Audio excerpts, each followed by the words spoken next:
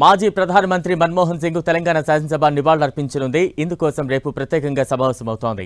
శాసనసభ 4 విడతలో రెండో సమావేశంగా దీన్ని నిర్వహిస్తున్నట్లు ఎమ్మెల్యేలందరూ హాజరు కావాలని కోరారు.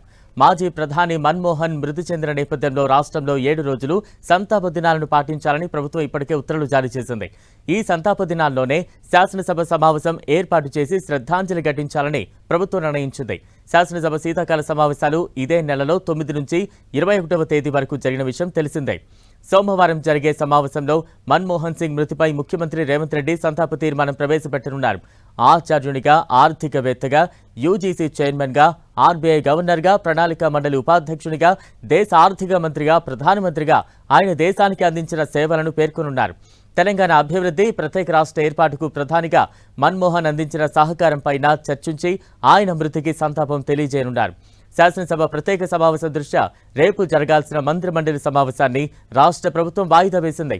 గతంలోనే ఈ సమావేశం ఖరారైన సంతాప దినాలు అయినందున దానిని నిర్వహించరాదని నిర్ణయించింది.